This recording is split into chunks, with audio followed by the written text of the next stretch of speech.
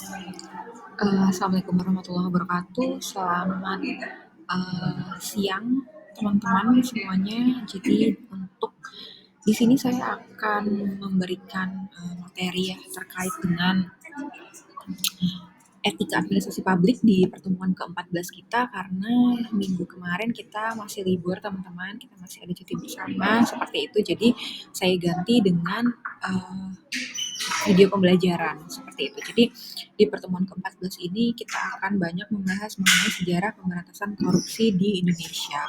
Nah, ketika kita bicara terkait sejarah, sebenarnya saya sudah berikan beberapa video ya terkait dengan sejarah pemberantasan korupsi seperti itu, yang teman-teman sudah akses, seperti itu yang saya sudah tampilkan di kelas beberapa hari kemarin, beberapa pertemuan kemarin seperti itu. Nah, ternyata korupsi ini sudah ada sejak masa sebelum Orde Baru seperti itu. Bahkan di eranya Soeharto itu sudah ada yang namanya korupsi teman-teman seperti itu. Nah, kemudian nanti kita akan lebih membahas mengenai bagaimana pemerintah itu membuat sebuah lembaga-lembaga yang bisa mengantisipasi adanya korupsi, kemudian bisa untuk memberantas korupsi seperti itu. Nah, kalau misalnya saya bisa bicara itu terkait contohnya adalah KPK. Nah, kalau kalian pasti sudah familiar terkait dengan KPK ini karena salah satu komisi pemberantasan korupsi. Nah, nanti akan kita bahas bagaimana KPK ini terbentuk, kemudian ada lembaga-lembaga apa saja yang bisa menangani dari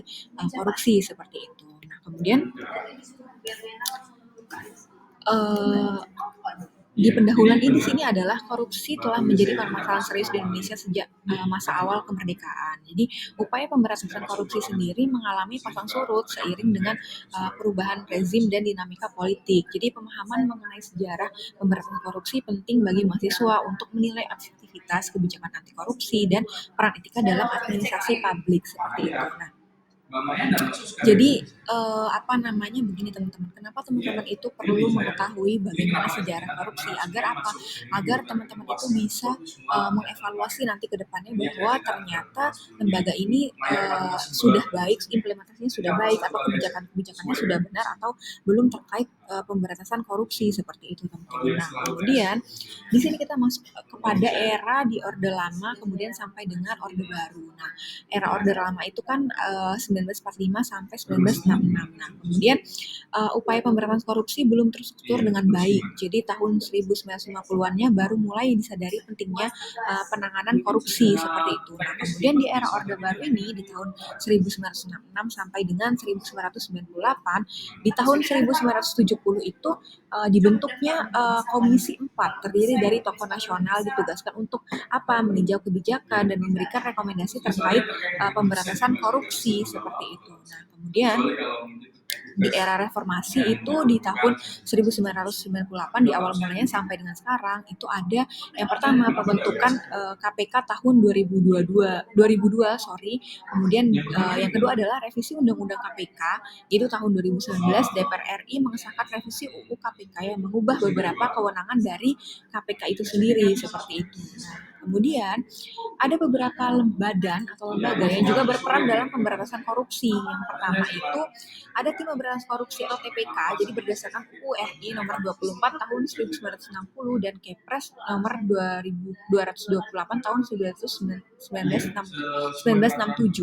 Jadi di sini ada 4. Yang pertama itu adalah Komite Anti Korupsi atau KAK.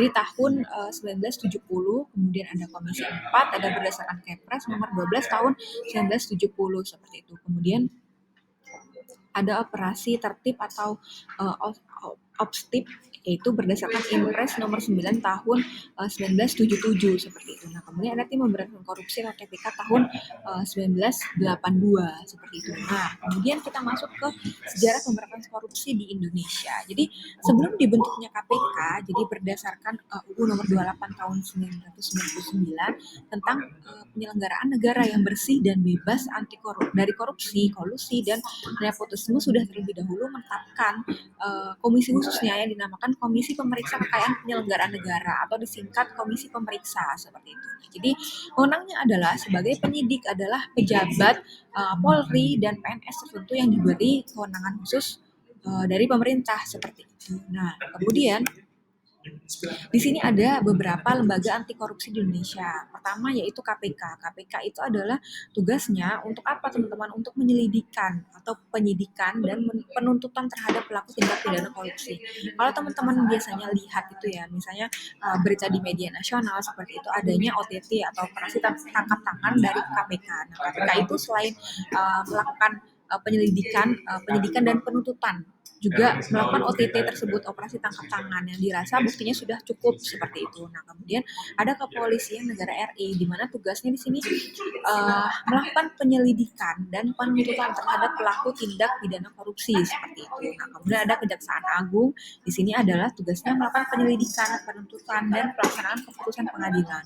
Jadi biasanya ketika koruptor ini sudah dipidana, nah kemudian yang memutuskan berapa lama penjaranya, kemudian hukuman apa, nah itu adalah Kejaksaan Agung. Nah kemudian ada Mahkamah Agung, di sini tugasnya adalah melakukan pengawasan tertinggi terhadap jalannya peradilan seperti itu. Nah kemudian kalau misalkan ada banding atau misalnya ada tuntutan dari terdakwa seperti itu, misalnya ternyata hakimnya itu dirasa melanggar kode etik hakim. Nah, terdakwa ini bisa uh, melakukan atau membuat laporan ke Mahkamah Agung seperti itu terkait jalannya peradilannya ternyata dirasa hakimnya melanggar kode etik seperti itu. Nah, itu bisa diadukan teman-teman seperti itu. Nah, kemudian uh, ada Badan Pengawasan Keuangan dan Pembangunan. Jadi di sini tugasnya adalah melakukan pemantauan, pemberian bimbingan dan pembinaan terhadap pengawasan seperti itu. Nah, kemudian ada BPK. BPK di sini adalah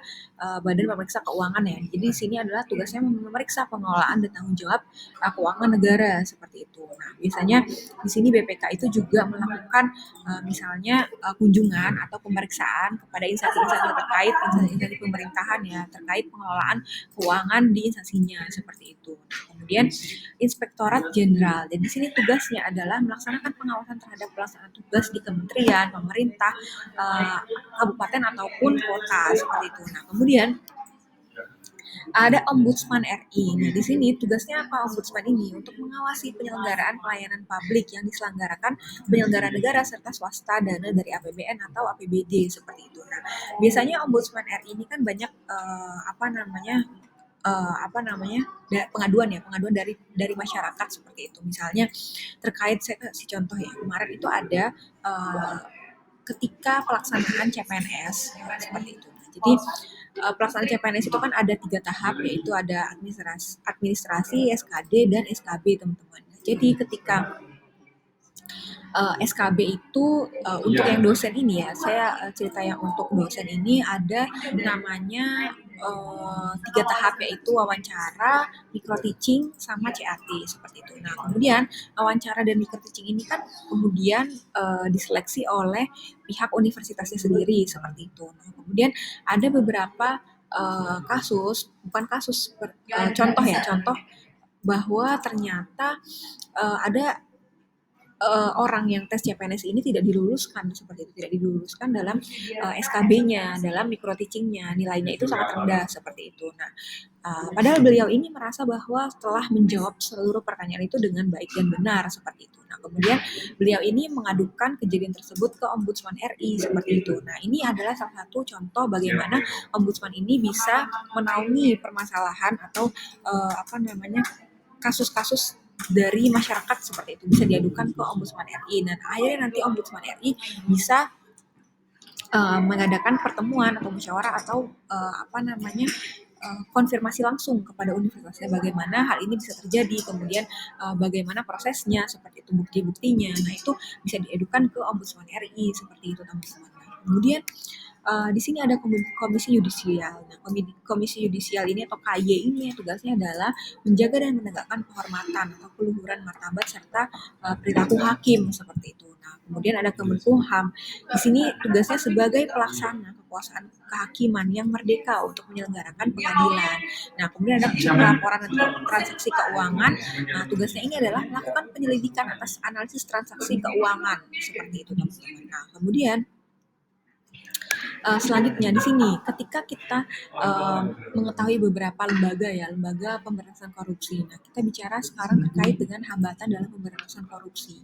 Nah, di sini ada 3 hambatan teman-teman. Ada hambatan struktural, kemudian ada kultural, dan hambatan instrumental. Kalau kita bicara hambatan struktural ini adalah sumber dari praktik-praktik penyelenggaraan negara dan pemerintahan. Nah, saya udah bahas di pertemuan sebelumnya bahwa hambatan struktural ini bagaimana, misalnya contohnya adalah uh, oknum dari kepala dinasnya ini melakukan korupsi. Nah, itu kan menjadi contoh yang buruk ya kepada bawahannya, kemudian kepada uh, lingkungan internal dari instansi tersebut seperti itu. Nah, kemudian ada hambatan kultural. Hambatan kultural adalah bersumber dari kebiasaan negatif yang berkembang di masyarakat. Nah, kalau misalnya hambatan struktural itu kan bagaimana kalau misalnya kepala dinasnya aja itu melakukan korupsi atau bagian pucuk dari pimpinan tertinggi itu aja melakukan korupsi. Nah, bagaimana melakukan bisa melakukan pengawasan kalau misalkan kepalanya aja itu melakukan korupsi. Nah, ada jadi hambatan kultural.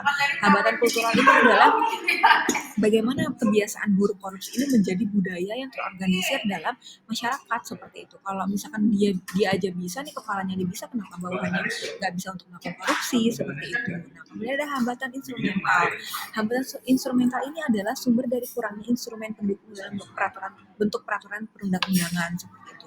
Mungkin dalam artian adalah pengawasan ya, bagaimana monitoring dan evaluasi ini tidak berjalan sesuai dengan SOP atau sesuai dengan yang seharusnya terjadi seperti itu teman-teman. Bagaimana lembaga pengawasan dan monitoring ini juga tidak bisa melakukan tugasnya dengan baik karena apa ya? Karena mungkin ada tadi hambatan struktural bahwa ternyata kepalanya aja itu tidak memerintahkan untuk adanya monitoring ataupun evaluasi seperti itu. Kemudian ada hambatan manajemen di sini. Yang terakhir itu ada hambatan manajemen di sini adalah sumber dari diabaikannya prinsip-prinsip manajemen yang baik. Nah, kalau misalkan dalam satu instansi tidak ada merit system yang baik, kemudian adanya kolusi ya, nepotisme, bahwa perekrutan pegawai itu bukan dari seleksi yang sudah diatur seperti itu, bukan dari seleksi yang sesuai seperti itu, tapi dengan adanya orang dalam, kemudian adanya suap menyuap seperti itu. Nah, itu kan kita tidak menggunakan merit system yang baik ya, malah menggunakan nepotisme. Nah, kemudian di sini ada strategi dan upaya pemberantasan korupsi. Jadi dikembangkan oleh United Nations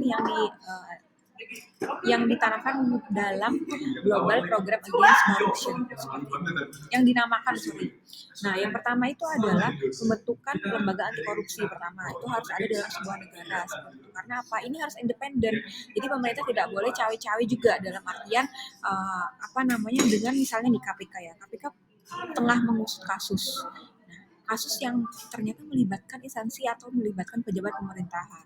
Harusnya di sini KPK itu berdiri secara independen dan tidak boleh adanya intervensi dari berbagai pihak seperti itu. Nah, kemudian ada pencegahan korupsi sektor publik dengan apa? Dengan merit system bisa.